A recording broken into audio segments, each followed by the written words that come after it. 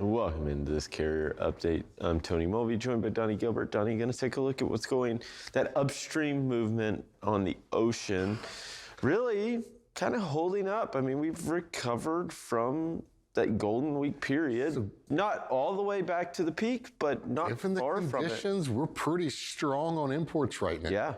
I mean, you look at this being the peak season right back through here.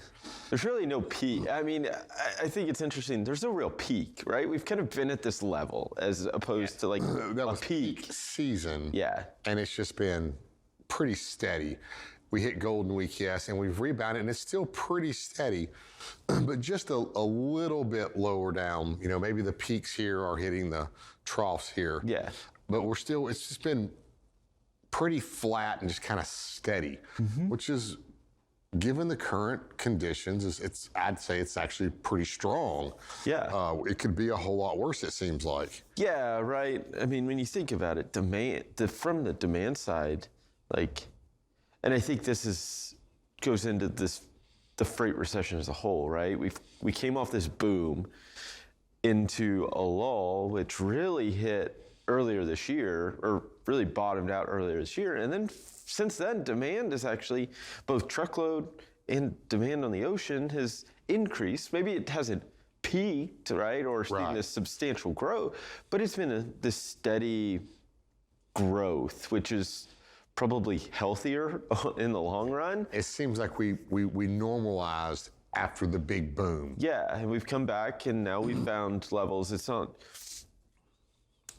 right now we're in a cycle that's being driven by too much capacity and not the demand side falling away significantly. Like, we came off the high, but we haven't, like, we didn't also crater back to where we were, or lower than where we were in 2019. Yeah, like, and we'll see that coming up here. Let's burn through a few of these charts here. We look at the bookings. Now, the bookings, they seem to show down, but we've seen this lately a lot. And the reason part of this is, and let's actually go to the next chart as well. This is rejection rate, so nope, go back.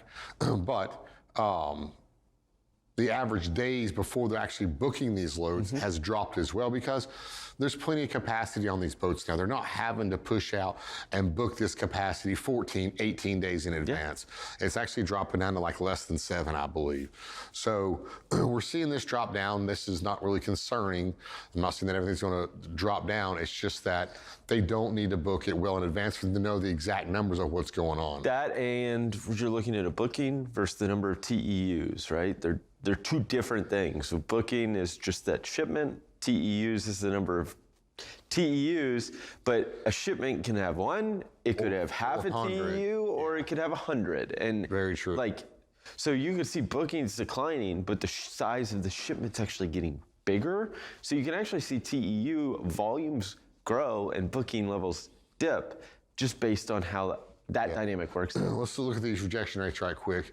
They're still moving up here just a little bit. Right now for everything going from all ports to the U.S., right now we're just a little bit over that 8% mark for rejection rates. So not too incredibly high, but as we move in, we'll see that as we get to China, they're a little bit higher. There's your lead times. Yeah, you here's our see lead them times. Declining. Yeah, they're dropping down. So that's because there's excess capacity on the oceans as well. When we come back, we'll look at a little bit more stuff that's going on in China, just because that's where we spend our discretionary funds. Yeah. And we'll see what volumes are doing there. Absolutely. Well, Donny, thank you so much for this update. We'll be sure to check in with you again a little later. Right now, I'll hand it over to Kaylee Nix.